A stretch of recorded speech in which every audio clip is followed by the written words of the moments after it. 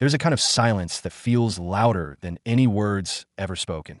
Not the peaceful silence of rest, not the silence of solitude, not the silence that brings you back to yourself, but the silence of someone whose absence still controls your nervous system. The silence of someone who once mattered, someone who once awakened hope, someone whose messages once changed your mood, someone whose attention made you feel seen, someone whose distance now makes you feel unstable. And even though they're not speaking, their silence seems to speak inside you. It says, maybe you were not enough. Maybe they forgot you. Maybe they never cared. Maybe you imagined the connection. Maybe you were too much. Maybe you were easy to leave. But the truth is this. Their silence may not be saying any of those things. Your wound is. And this is where Carl Jung would ask us to look deeper. Because silence is not always empty. Sometimes silence becomes a screen where the unconscious projects its deepest fears. One person can be silent and you feel calm. Another person can be silent and you feel destroyed. Why? Because silence itself is not always the wound. Sometimes silence touches the wound. It activates something already living inside you. A fear of abandonment, a memory of being ignored, a history of being emotionally dismissed, a belief that love disappears without warning, a childhood pattern where you had to guess what someone felt, a relationship where silence meant punishment. And suddenly, the present moment is no longer just the present. It becomes the doorway to every old silence you have ever survived. This is why their silence can feel so powerful. Not because they necessarily hold power over you, but because your psyche has attached old meaning to their absence. Their silence becomes more than silence. It becomes a symbol, a mirror, a trigger, a psychological echo, a shadowed doorway into your unconscious. And until you understand what their silence awakens in you, you may continue to feel controlled by it. You may check your phone. You may reread old messages. You may replay the last conversation. You may wonder what changed. You may search for clues in their behavior. You may ask yourself if you did something wrong. You may imagine them moving on. You may imagine them thinking of you. You may imagine them forgetting you completely. And each thought pulls energy out of your body, out of your day, out of your peace, out of your own life. This is the hidden cost of being controlled by someone's silence. Your attention becomes tied to what is not happening. No message, no explanation, no apology, no clarity, no closure. And the absence becomes the center of your inner world. But Jung would not say this is simply weakness. He would say something unconscious has been activated. A complex, a wound, a projection, a shadow. Because when a person's silence dominates your energy, the deeper question is not only, why are they silent? The deeper question is, what does their silence mean to me? Does it mean rejection? Does it mean abandonment? Does it mean danger? Does it mean I'm not lovable? Does it mean I was fooled? Does it mean I am powerless? Does it mean I must chase? Does it mean I must prove myself? This question is important because the meaning you give to silence often hurts more than silence itself. Silence becomes painful when it becomes a story. And the mind, when frightened, creates stories quickly. If they do not answer, the mind says, they do not care. If they disappear, the mind says, you are not important. If they become distant, the mind says, you are losing them. If they stop explaining, the mind says, you must find a reason. And when the mind cannot find a reason, it begins to turn against you. It searches your words, your actions, your tone, your appearance, your value, your worth. And suddenly, their silence becomes your trial. You become both the accused and the judge. You ask, what did I do? Was I too open? Was I too intense? Did I say too much? Did I care too deeply? Did I make them leave? This is how silence becomes psychological control. Not because the other person is physically holding you, but because part of your energy is trapped trying to interpret them. You are not living in reality anymore. You are living inside interpretation. And interpretation can become a prison. Because the more you analyze, the more the silence grows. You think analysis will give you peace. But sometimes analysis feeds the wound. You think if you can understand why they are silent, you will finally feel safe. But sometimes the deeper healing is not in understanding their silence. It is in understanding why their silence had the power to take you away from yourself. Before we go deeper, subscribe to the Kingdom Within if these reflections speak to something you have been silently carrying. This channel is for those who are ready to understand the hidden patterns, shadows, and emotional forces that shape who we become. There are silences that end a conversation, and there are silences that awaken an entire unconscious history. The silence of someone you barely know may not affect you, but the silence of someone you emotionally attached to can feel unbearable. It can change your mood. It can disturb your sleep. It can make your body tense. It can make you feel small, forgotten, or exposed. It can make you wait for a notification as if your peace depends on a sound from your phone. And when this happens, is not only the other person you are waiting for. You are waiting for relief. You are waiting for proof. You are waiting for reassurance.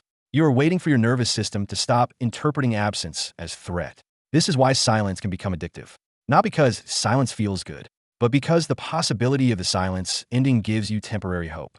One message can feel like oxygen. One sign can calm your entire body. One word can make you feel alive again. And then, when silence returns, the cycle begins again. This is not love in its healthiest form. This is emotional dependency entering through uncertainty. When someone's presence regulates you and their absence destabilizes you, the connection has entered the territory of a complex. In Jungian psychology, a complex is an emotionally charged cluster of unconscious material. It has its own energy, its own reactions, its own memories, its own fears, and when it is activated, it can take over your perception.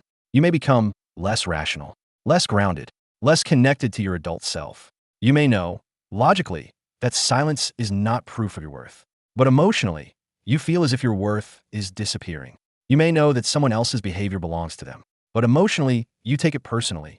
You may know you should not wait. But emotionally, you keep returning. This is what it means to be possessed by a complex. The feeling becomes larger than the facts. The wound becomes louder than reality. The silence becomes a voice.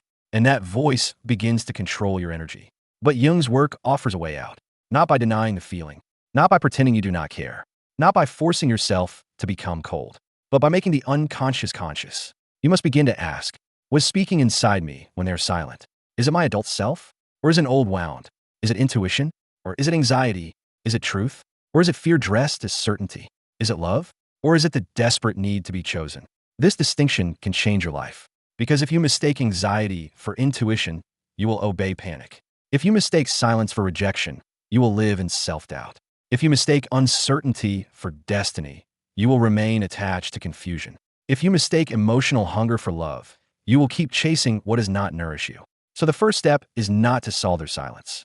The first step is to listen to what their silence awakens inside you. Because the silence may be theirs, but the reaction is yours. And your reaction contains the message. Not a message about whether they will return. A message about what still needs healing in you. Maybe their silence reveals that you still abandon yourself when someone becomes distant. Maybe it reveals that your peace is too dependent on external validation. Maybe it reveals that you confuse being ignored with being worthless. Maybe it reveals that you still chase unavailable love. Maybe it reveals that you're trying to earn clarity from someone who benefits from ambiguity. Maybe it reveals that your shadow still fears being unseen. And if this is true, then their silence is not only painful, it is revealing. It is showing you the places where your energy leaks out of your own life. It is showing you where you are still vulnerable to emotional uncertainty. It is showing you where you make another person's behavior the center of your identity. This does not mean the other person's silence is harmless. Silence can be immature. Silence can be avoidant. Silence can be manipulative. Silence can be cruel. Silence can be a refusal to communicate honestly. But the deepest healing begins when you stop asking only what their silence says about them and begin asking what your reaction reveals about you. Because their silence may show their emotional capacity, but your reaction shows your wound. Their silence may reveal their limitations, but your obsession reveals where your energy is still attached. Their silence may show you who they are, but your suffering shows you where you are not yet free. This is not self-blame. It is self-reclamation. There's a difference. Self-blame says, this is my fault. Self-reclamation says, this is my energy, and I must bring it back. Self-blame says, I caused their silence. Self-reclamation says, I cannot control their silence, but I can understand why it controls me. Self-blame says, I'm not enough. Self-reclamation says, the part of me that feels not enough needs my attention now. This is the beginning of power, not the power to make them speak, the power to stop disappearing when they do not. Because the real question is not, how do I get them to break the silence? The real question is, how do I stop letting their silence break me? That is where the path begins. When someone's silence controls your energy, it is not only happening in your thoughts, it is happening in your body. You may feel it in your chest, a tightness, a heaviness, a pressure that does not fully go away. You may feel it in your stomach, a nervous emptiness, a sinking feeling, a restless tension. You may feel in your hands, the urge to check your phone, the urge to send one more message, the urge to do something, anything to end the uncertainty. This is why silence can feel so powerful. It is not only mental, it becomes physical. Your body begins responding to absence as if it were danger. And in some way, to your nervous system, it may feel like danger. Because the nervous system does not always know the difference between present reality and old emotional memory. It responds to meaning. And if silence has meant abandonment before, your body may respond as if abandonment is happening again. If silence has meant punishment before, your body may respond as if you're being punished again. If silence has meant rejection before, your body may respond as if rejection is happening again. If silence has meant emotional withdrawal, neglect, or uncertainty, then the silence of this person may awaken every old place where love felt unsafe. This is why you can know logically that you should not care so much, but still feel overwhelmed. Logic speaks to the mind, but wounds live in the body. The mind may say, they're just not responding, but the body says, I'm being abandoned. The mind may say, maybe they are busy, but the body says, I'm not important. The mind may say, this silence does not define me, but the body says, I am losing love. And when the body enters that state, you do not simply think about them. You become activated. You become alert. You become restless. You begin searching for signs. You begin trying to predict what will happen next. You begin scanning for danger. This is not weakness. This is survival energy. The body is trying to protect you from emotional pain. But the problem is this. When an old wound is activated, the body may try to protect you by keeping you attached to the very thing that is hurting you. It says, watch them. Check again. Find out what they feel. Do not relax yet. Do not let go yet. Something bad may happen. So you keep looking. You keep analyzing. You keep waiting. You keep trying to read silence like a language. And the more you try to decode it, the more power it gains. This is how silence begins to control your energy. Not because silence itself has power, but because your nervous system has made silence meaningful. It has connected silence to survival. It has connected silence to worth. It has connected silence to safety. And when safety is involved, the mind cannot easily move on. This is why people sometimes say, I know I should stop thinking about them, but I can't. The reason is not simply emotional attachment. It is nervous system conditioning. A part of you believes that if you can understand the silence, you can become safe again. If you can get one message, one sign, one explanation, one piece of clarity, then the body can finally relax. And when the message comes, you may feel relief.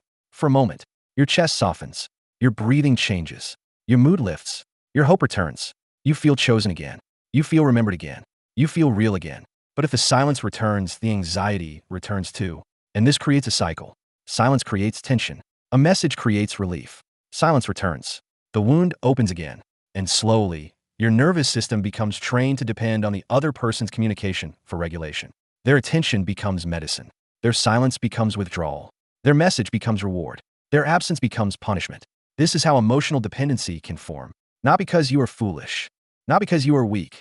But because your system has begun associating another person's behavior with your inner stability. And when that happens, your energy is no longer fully yours.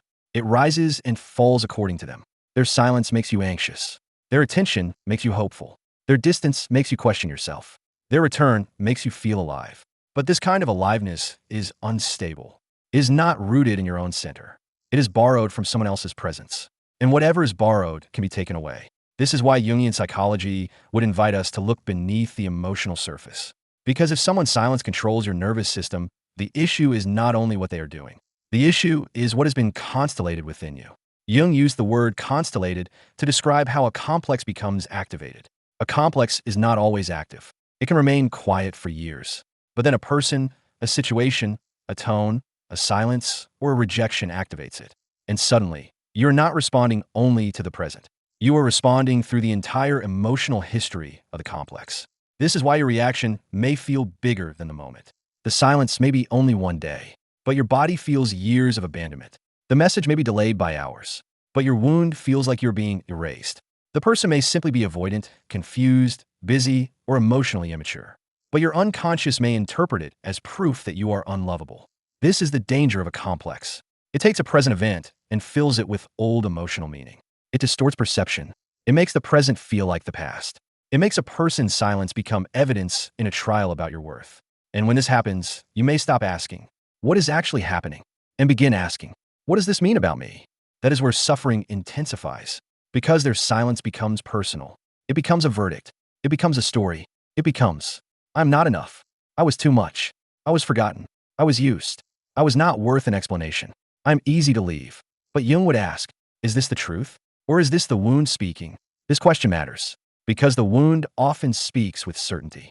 It does not say, I am afraid I am not enough. It says, you are not enough. It does not say, I fear being abandoned. It says, you have been abandoned. It does not say, I feel unsafe. It says, you are in danger. The wound speaks in absolutes. Always, never, everyone, no one. It says, they are silent because you do not matter. They left because you are not enough. No one stays. You always care more. You will always be the one waiting. But consciousness begins when you stop believing every voice inside you. You begin to ask, who is speaking? Is this wisdom or fear? Is this intuition or anxiety? Is this the self or the complex? This is one of the most powerful questions you can ask in any emotionally charged situation, because not every inner voice is your deepest truth. Some voices are old wounds. Some voices are inherited beliefs. Some voices are fear patterns. Some voices are shadows trying to be seen. And when someone's silence activates you, it often brings these voices to the surface. That is why the silence feels so loud. It is not only their absence you are hearing. You are hearing everything inside you that their absence awakened. You are hearing the child who was ignored, the teenager who felt rejected, the adult who was abandoned, the part of you that learned to overthink in order to feel safe, the part of you that learned to read emotional distance as danger, the part of you that learned to perform for love, the part of you that believes silence means punishment. And all these voices gather inside one moment, one unanswered message, one absence, one gap, one silence. This is why you cannot simply tell yourself, stop caring. The part of you that is activated does not need judgment. It needs presence. It needs to be understood. It needs to be brought into consciousness. Because if you attack yourself for reacting, you repeat the wound. If you say, I am stupid for caring, you abandon yourself.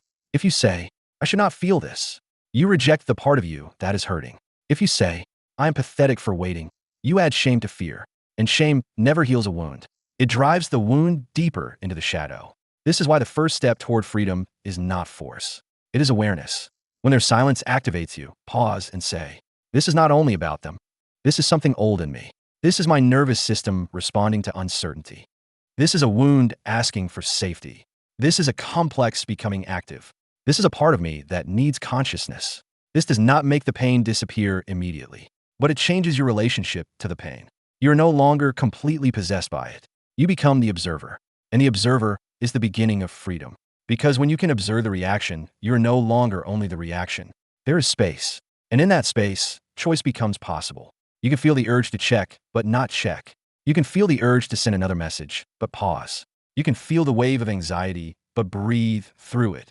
You can feel the story forming, but question it. You can feel the fear of being forgotten, but refuse to abandon yourself. This is how energy begins to return. Not all at once, but moment by moment. Every time you pause before reacting, you reclaim energy. Every time you question the wound story, you reclaim energy. Every time you comfort the activated part instead of obeying it, you reclaim energy. Every time you return to your own body instead of chasing their silence, you reclaim energy. And slowly, the silence loses some of its power. Not because they finally speak, but because you stop letting the silence speak for your worth. This is a deep shift, because many people believe they will only feel better when the other person explains themselves. But sometimes the most powerful healing happens when you realize, I do not need their explanation to stop abandoning myself. I do not need their message to regulate my entire being. I do not need their attention to prove I exist. I do not need their silence to become my identity. This is not indifference. This is inner authority. Indifference says, I do not care. Inner authority says, I care, but I will not lose myself. Indifference says, they mean nothing. Inner authority says, they may have meant something, but my peace cannot depend on them. Indifference says, I am closed. Inner authority says, I am open, but I am no longer available for emotional captivity. This is the kind of strength that shadow work creates. Not hardness, not coldness, not pride, but groundedness. You can feel deeply and still remain rooted. You can care and still have boundaries. You can miss someone and still not chase. You can want clarity and still stop begging for it. You can acknowledge the wound without letting it control your life. This is the difference between unconscious attachment and conscious healing. Unconscious attachment asks, how do I make them speak? Conscious healing asks, how do I stop giving their silence authority over my soul? Unconscious attachment asks, what do they feel? Conscious healing asks, what do I feel? And what does this reveal? Unconscious attachment asks, will they return? Conscious healing asks, where have I not returned to myself? And when you begin asking these deeper questions, their silence becomes less of a prison and more of a mirror. A painful mirror, yes, but still a mirror. It shows where you are still dependent on being chosen. It shows where you still interpret distance as rejection. It shows where your nervous system needs healing. It shows where your self-worth is still attached to another person's response. It shows where you are still willing to wait outside someone else's emotional door. And this is where the work begins. Not with them, with you. Because you may never control whether they speak, but you can learn how to stop collapsing when they do not. You may never receive the apology, but you can stop turning their silence into a sentence against yourself.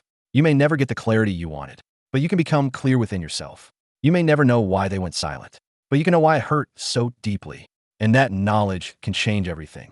Because when you understand your wound, silence loses its mystery. It may still hurt, but it no longer owns you. It may still disappoint you, but it no longer defines you. It may still reveal something about them, but it no longer becomes the final truth about you. That is the beginning of freedom. When someone is silent, the mind does not like the empty space. It wants to fill it. It wants meaning. It wants explanation. It wants a story that makes the silence easier to understand. And when the other person gives you nothing, the unconscious often begins to create something. This is where projection begins. Their silence becomes a blank screen. And onto that blank screen, you may project your deepest fears, your deepest hopes, your deepest wounds, your deepest fantasies. You may project rejection. You may project abandonment. You may project secret love. You may project indifference. You may project hidden meaning. You may project destiny. You may project betrayal. You may project your own insecurity. And because there is no clear answer, the projection can become stronger than reality. This is why silence can feel so confusing. You're not only dealing with what they are doing, you're dealing with what your mind is imagining about what they are doing. You're not only suffering from their absence, you are suffering from the story your psyche builds around their absence. Maybe they are silent because they are avoiding discomfort. Maybe they are silent because they do not know how to communicate. Maybe they are silent because they are emotionally immature. Maybe they are silent because they are confused. Maybe they are silent because they do not want the same thing. Maybe they are silent because they are protecting themselves. Maybe they are silent because they simply do not have the depth you hoped they had. But the unconscious does not wait for facts. It creates meaning quickly, and often, the meaning it creates is connected to your oldest wound. If your wound is abandonment, silence becomes, "They are leaving me." If your wound is rejection, silence becomes, "I was not enough." If your wound is shame, silence becomes, "I did something wrong." If your wound is invisibility, silence becomes, "They forgot me." If your wound is betrayal, silence becomes, "They are hiding something." If your wound is unworthiness, silence becomes, "I do not matter." This is the power of projection. You are not seeing silence itself. You are seeing silence through the lens of your wound.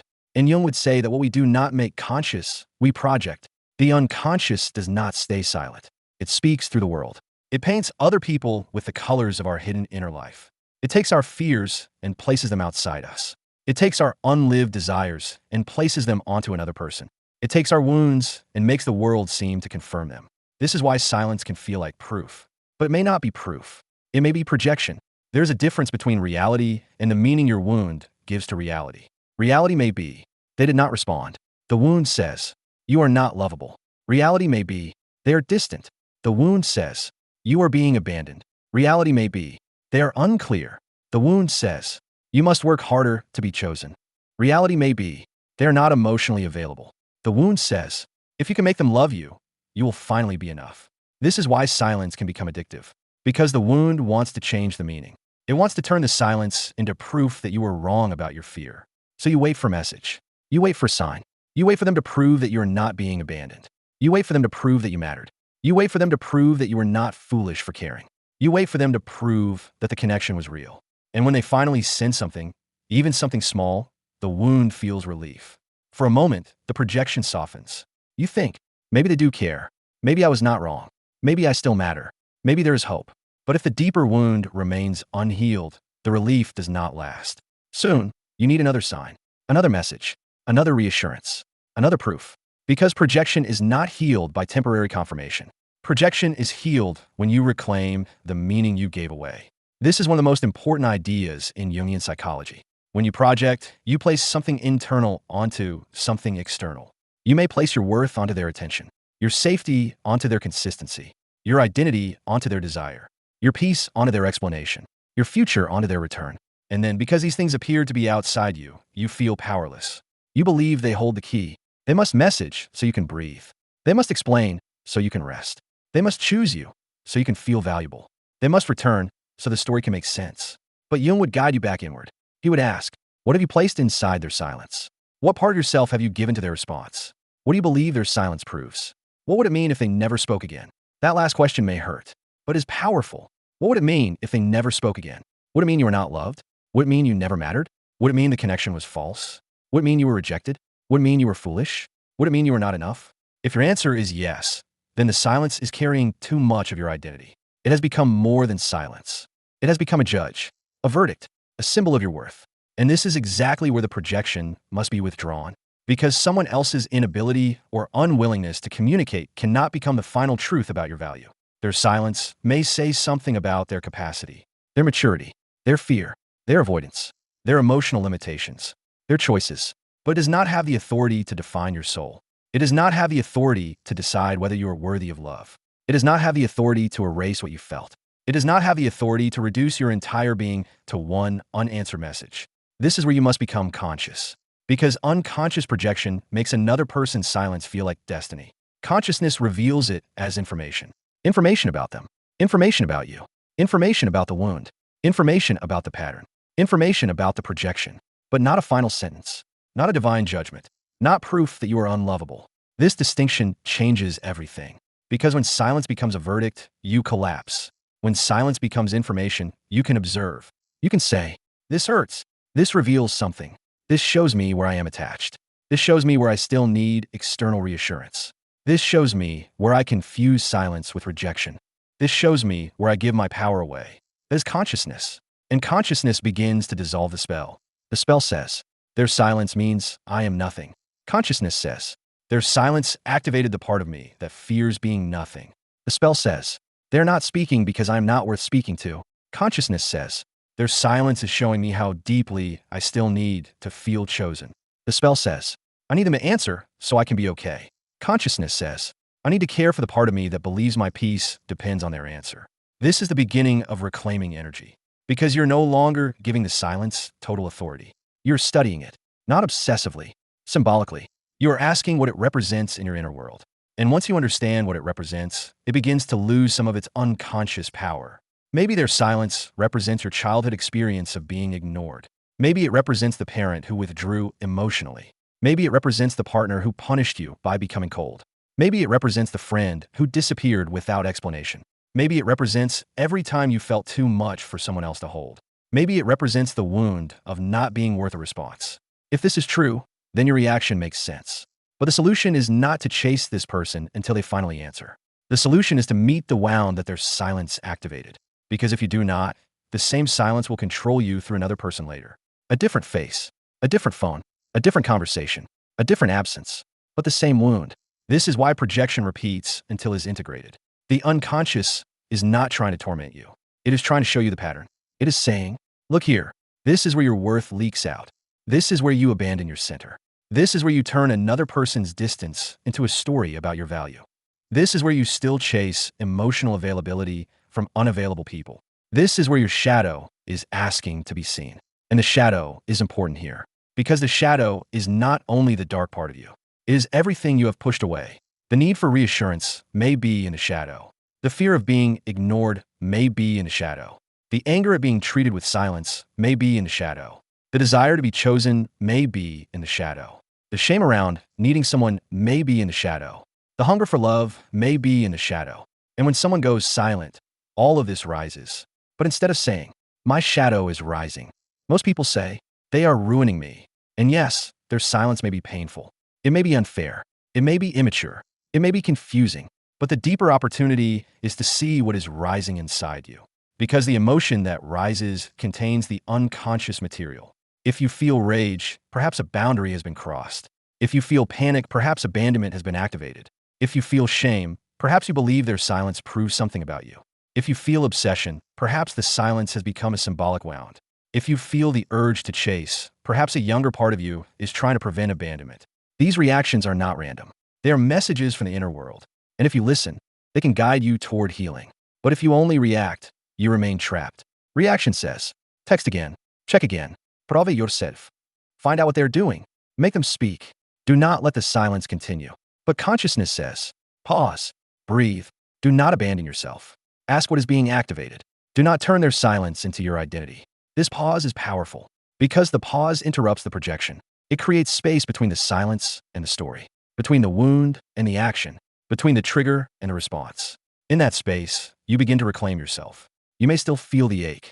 You may still want the answer. You may still wish they would speak, but you're no longer completely controlled by the absence.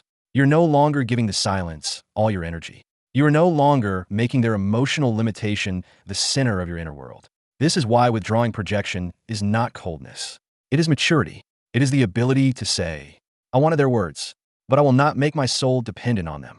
I wanted their explanation, but I will not wait forever to begin healing. I wanted their clarity, but I can become clear within myself. I wanted them to choose me, but I will not abandon myself while waiting to be chosen. This is where the energy begins to shift. The power that was flowing toward their silence begins to return to your body. Your attention begins to come back. Your breath becomes deeper. Your mind becomes less consumed. Your life begins to widen again. And you realize that their silence may have controlled your energy because you were listening to it more than you were listening to yourself. You were waiting for them to tell you what you meant. But perhaps your task now is to stop asking someone else's silence to explain your value.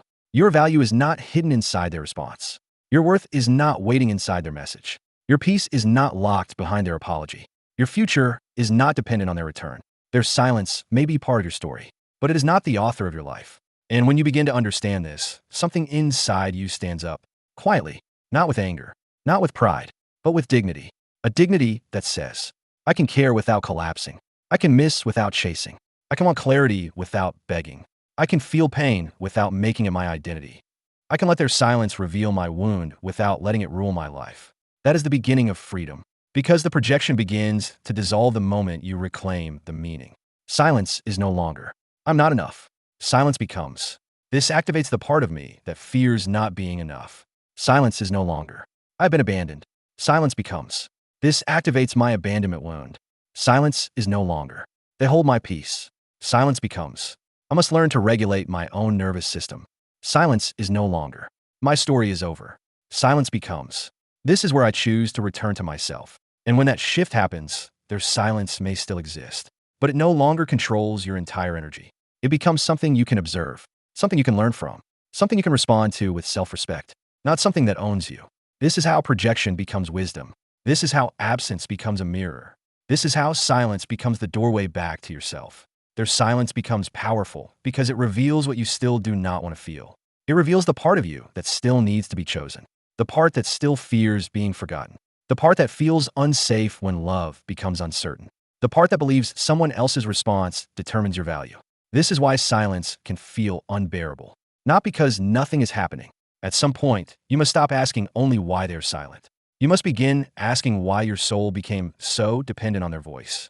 Because their silence may be outside your control, but your energy is not meant to live inside something you cannot control. This is where the real work begins. Not in making them speak, not in forcing clarity, not in waiting for a message to rescue your peace, but in taking your energy back from the silence. The first step is to stop feeding the loop. Every time you check your phone with fear, you feed the loop. Every time you reread old messages, you feed the loop. Every time you imagine what they are thinking, you feed the loop. Every time you create conversations that never happened, you feed the loop. Every time you make their absence mean something about your worth, you feed the loop. And the loop grows stronger. This does not mean you should shame yourself. You are human. When something hurts, the mind searches for relief. But you must understand the cost. Every time you return to their silence looking for peace, you teach your nervous system that peace lives in their hands. And it is not. Your peace may be affected by others, but it cannot belong to them. So when the urge comes, pause. Do not attack yourself. Do not say, I should not care. Simply pause and say, this is the wound asking for reassurance. This is the shadow asking to be seen. This is my nervous system trying to feel safe. This is not a command. That phrase matters. This is not a command. The urge to check is not a command. The urge to chase is not a command. The urge to prove yourself is not a command. The urge to decode their silence is not a command. It is information. And information must be listened to, not obeyed blindly. The second step is to separate their silence from your identity. Their silence may mean many things. They may be avoidant. They may be confused. They may be emotionally immature. They may be afraid of confrontation. They may not know what to say. They may not have the depth you hoped they had. They may not want the same thing. They may be choosing distance. But none of these possibilities mean you are worthless. None of them mean you are unlovable. None of them mean you were foolish for feeling deeply. None of them mean your heart was wrong for opening. Their silence is information about the dynamic. It is not the definition of your soul. Repeat this until it becomes real inside you. Their silence is not my identity. Their absence is not my worth. Their confusion is not my failure. Their inability to communicate is not proof that I am too much. Their distance does not erase my value. This is how you begin to break the spell. Because the spell only works when you believe their silence has authority over who you are. The third step is to give yourself the clarity you were waiting for. This may sound strange, because part of you may still believe clarity must come from them. But sometimes clarity is not what they explain. Sometimes clarity is what their pattern has already shown. If they repeatedly disappear, that is information. If they only appear when it is convenient, that is information. If their silence leaves you anxious, confused, and constantly waiting, that is information. If you're always trying to understand them while abandoning yourself, that is information. If the connection requires you to shrink, silence your needs, or accept emotional crumbs, that is information. Clarity is not always a conversation. Sometimes clarity is behavior repeated over time. And when you accept that, you stop begging reality to become something else. You stop saying, maybe I'm misunderstood. Maybe they will change. Maybe this silence means something deeper. Maybe if I wait longer, I will finally be chosen. And you begin saying, I see what this is doing to me. I see how much of myself I am losing here. I see that my peace cannot depend on someone who communicates through absence. I see that I need to come back to myself. This is painful, but it is clean. And clean pain heals faster than confusing hope. The fourth step is to create boundaries around your attention. Because attention is energy. And if your attention is constantly on their silence, your energy is constantly leaving your life. You do not need to hate them. You do not need to become cold. You simply need to stop giving your attention to what keeps reopening the wound. Do not keep touching the place that is trying to heal. Do not keep asking the silence to become a language.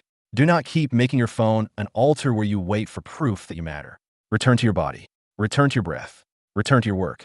Return to your home.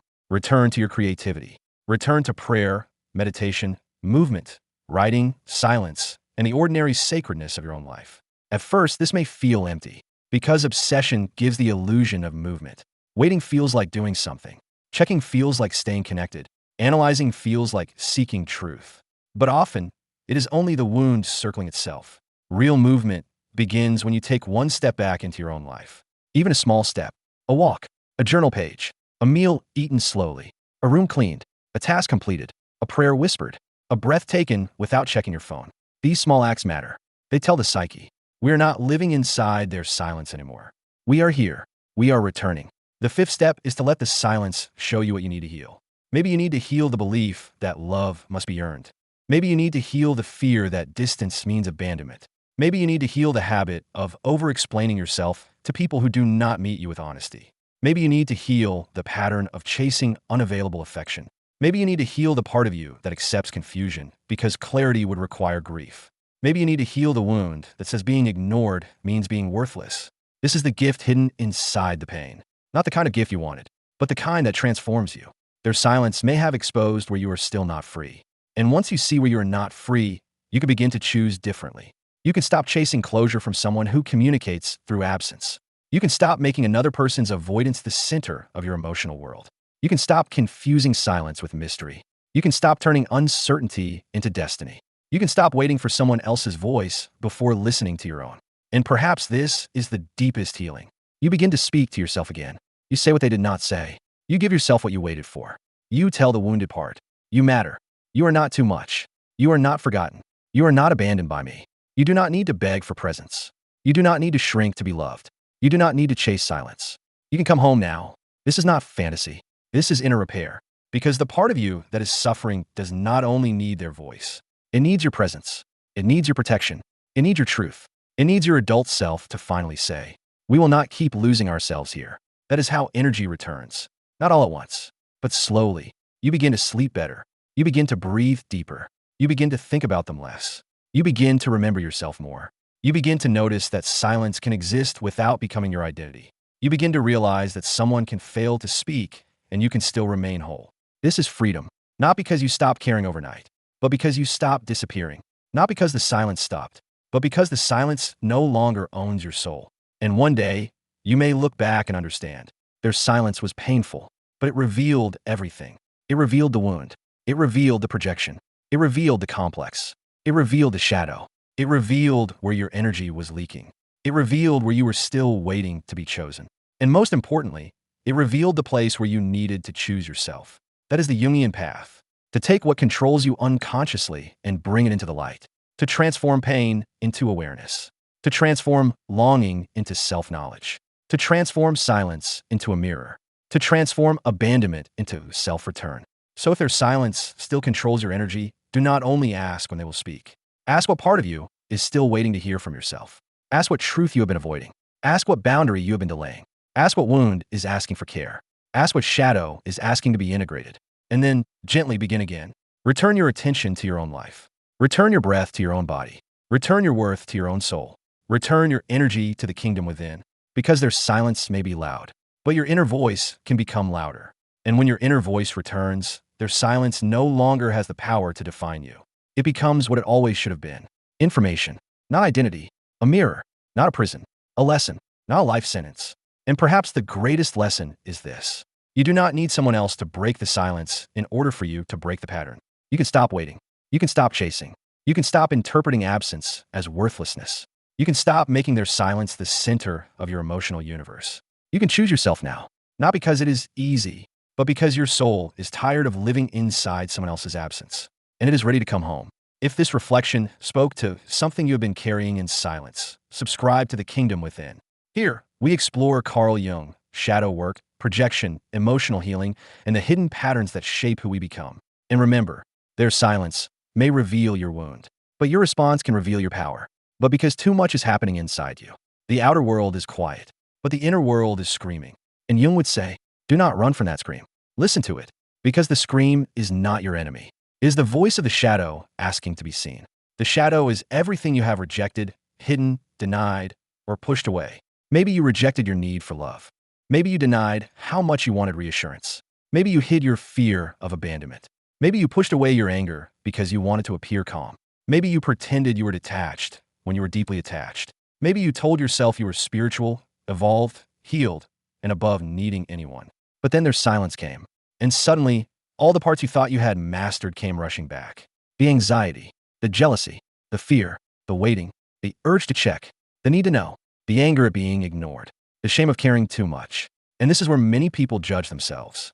They say, why am I like this? Why do I care so much? Why can't I just let it go? Why does their silence affect me so deeply? But these questions should not be used to shame yourself. They should be used to understand yourself. Because the shadow does not appear to destroy you. It appears because it wants integration. It wants to be brought into consciousness. It wants you to stop pretending you're not hurt.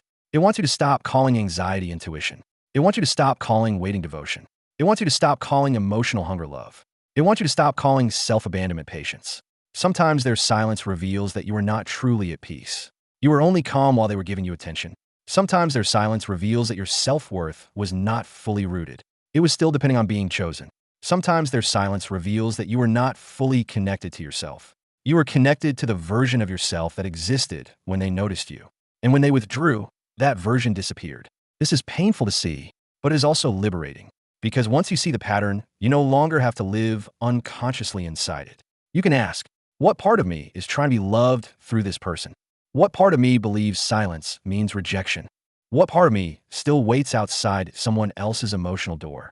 What part of me becomes small when someone becomes distant? What part of me is afraid to walk away because walking away would mean grieving the fantasy? These questions are not comfortable, but they return power to you because the person may be silent, but your shadow is speaking. And if you listen to your shadow, you can learn more from their silence than from their words. Maybe their silence is showing you that you need boundaries. Maybe it is showing you that you overinvest in unclear people. Maybe it is showing you that you confuse emotional distance with mystery. Maybe it is showing you that you give too much meaning to small signs. Maybe it is showing you that you still measure your worth through another person's attention. Maybe it is showing you that your nervous system is addicted to uncertainty. This is not failure. This is awareness. And awareness is the beginning of freedom. Because when you are unconscious, silence controls you. But when you are conscious, silence informs you. It tells you where you are wounded. It tells you where you're still attached. It tells you where your energy is leaking. It tells you where your shadow is asking for care. And once you see this, their silence no longer has to be only a source of pain. It can become a mirror. A painful mirror, yes, but a mirror that shows you where you must return to yourself. Because the real danger is not that someone is silent. The real danger is that their silence makes you abandon yourself. You stop sleeping well. You stop focusing. You stop trusting yourself. You stop respecting your own boundaries. You stop living fully in the present. You become loyal to an absence. You become devoted to a question. You make their silence the center of your emotional universe. And slowly, your own life becomes secondary. This is what the shadow wants you to notice. Not so you can hate yourself, but so you can stop disappearing. Because healing does not begin when they finally speak. Healing begins when you stop betraying yourself while they're silent. It begins when you stop checking for proof that you matter. It begins when you stop treating their absence as a judgment. It begins when you stop waiting for someone else's clarity before you honor your own. It begins when you say, I may not control their silence, but I will not let it control my soul. That is the shift. That is where energy starts coming back. The silence may still hurt, but it no longer defines you. The absence may still be uncomfortable, but it no longer becomes your identity. The unanswered question may remain, but you no longer organize your entire life around it. This is shadow integration. Not becoming numb, not becoming cold, not pretending you do not care, but caring without losing yourself, feeling without collapsing, missing without chasing, wanting clarity without begging for it, loving without abandoning your dignity. And this is where you begin to understand. Their silence was never only about them. It was about the part of you that became silent too. The part that stopped listening to your own needs. The part that stopped honoring your own pain. The part that stopped asking what you wanted. The part that became so focused on their absence that it forgot your presence. So perhaps the question is not only, why are they silent? Perhaps the deeper question is, where have I gone silent with myself? Where did you silence your needs? Where did you silence your boundaries? Where did you silence your intuition? Where did you silence your dignity? Where did you silence the truth because hope felt easier? When you answer that honestly, the healing becomes deeper. Because now you're not waiting for them to speak. You're learning to hear yourself again.